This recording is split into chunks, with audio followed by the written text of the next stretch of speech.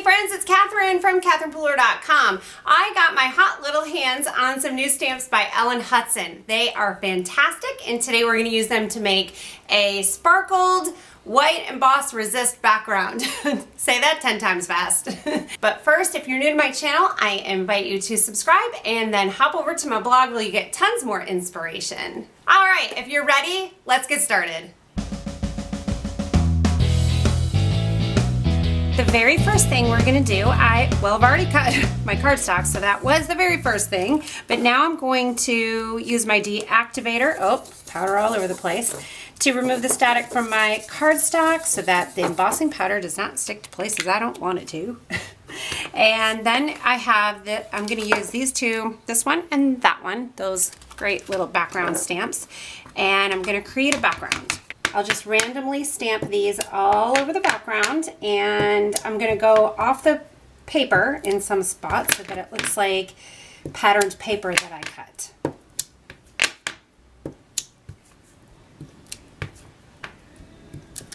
And then hopefully I can see well enough to put these little fun sparkly bursts in between all the bigger ones that I already stamped. I'm going to use white embossing powder, and then we'll heat this and have a white embossed background. Now that I have the powder on there, I can see all of my stamping, and yeah, I think I did a pretty decent job. Don't be afraid to dump your embossing powder as long as you have something to catch it. A coffee filter, a scrap piece of paper. They make things called powder pals that are really nice, or even maybe you want to use a Rubbermaid container to put your embossing powders in. I'm going to let my heat tool heat up for just a second before taking it straight to the cardstock. You will notice with the heat tool, it does, if it is hot too long, it warps your paper a little bit. So if you heat it up first, it will help, and maybe your paper will get quite as warped. So we did the emboss part, now let's do the resist part. This is Salty Ocean Distress Ink Pad, and I have been a mess with ink lately. I don't know why I do that or why that happens, but that's okay on a background like this because we're just adding ink and adding ink. All right, so I have a good foundation of Salty Ocean. Now I'm gonna add in a little bit of Broken China and get some color dimension going on here. I'm going to add stuff on top here so I don't have to worry so much about the middle. Although, my design idea for what I'm going to do on top of this keeps changing, so I better just sponge the whole thing pretty good. You can see that white ink resists the color and stays nice and white. I was going to add a little bit of Dusty Concord in there, but I decided not to. I'm going to leave it blue, and I want to add a little bit of Vintage Photo around the edges.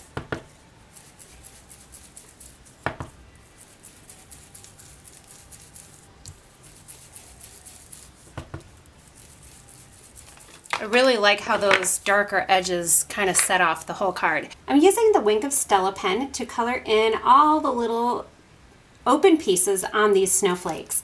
It's going to add a really great sparkle and shine and shimmer to the background. If you have the pen, that is awesome. If you don't and you want it, they're not too expensive. You may also have the Sakura glitter pen. Those would work. Or maybe you just want to add some glitter or stickles, whatever you have. You can see it gives just a really subtle shimmer. I actually don't know if you can see that very well on the light, but it's beautiful. I am having an absolute fit over these little dies. They are so adorable, and I'm praying that I don't lose any of them. These little teeny stars and hearts, they're so cute. They're pretty easy to take apart if you've never gotten dies like this before. Just kind of bend them and break them. Or you can take a really old pair of scissors and clip them. Before I die cut all of these out, I wanted to show you what I did. I just took my little Memento Dewdrop ink pads and just rubbed them onto some cardstock, and then I cut it out from there. You can punch these out and then stamp right on top of them with the stamps, or you can cut them out of cardstock that is already colored. I want one of the houses to match the background, so I'll just sponge some color on my white cardstock. I will go cut these out and be right back. Now my little houses are colored and cut out. I'm gonna set them aside for a bit while I work on the sentiment piece. I have Midnight Muse cardstock. It's by Stampin' Up! And this is gonna be the tricky part. Well, it's not really gonna be tricky, but I'm gonna do this wonderful greeting from the other set here, Have Yourself a Merry Little Christmas. And the supply list is gonna be below, whether you're on my blog or on YouTube. You can see the supply list. And the reason this is tricky is because I'm always worried that when I do white embossing powder on a dark color, I'm always afraid I'm gonna get specks all over the place.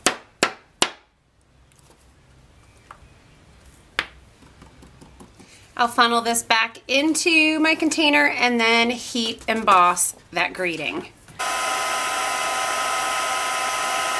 I'm gonna start assembling the card. This is a white card base, obviously, and then the greeting piece is gonna go right across the front. I think I'm gonna put it, well, I don't know. Bottom, top, middle, not middle. Leave me a note in the comment section below and let me tell you, and tell me where you would have put it. I'm gonna go with down toward the bottom. I'll trim off the excess. And then this will be the little grounding piece for my houses. They're so cute. I took the little Dandelion Memento ink pad and just ran it across some white cardstock because I was feeling like the house windows needed to be lit up from behind. So a little glue on there and then I will trim that out. Obviously, I'm going to need to attach these to the card with dimensionals. I was thinking of adding the houses right to the center. Again, let me know what you would do.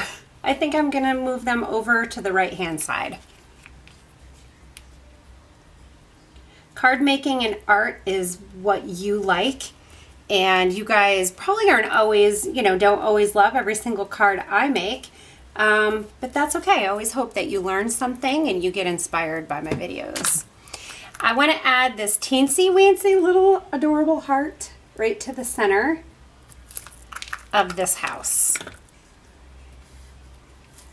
If you have tweezers or even like a really sharp pair of scissors, it always helps me to place these little teeny-weensy parts that I'm adding to the card. It helps me attach them and move them right exactly where I want them. Now a little crystal effects on this heart to make it shiny. Just a fun little detail. And we'll let this dry. It'll take a little bit. So that does it for today's technique tutorial. Thanks for joining me. Don't forget to subscribe and give this video a thumbs up if you liked it. Stay tuned because I had so much fun with these products. I bet there will be more projects coming your way.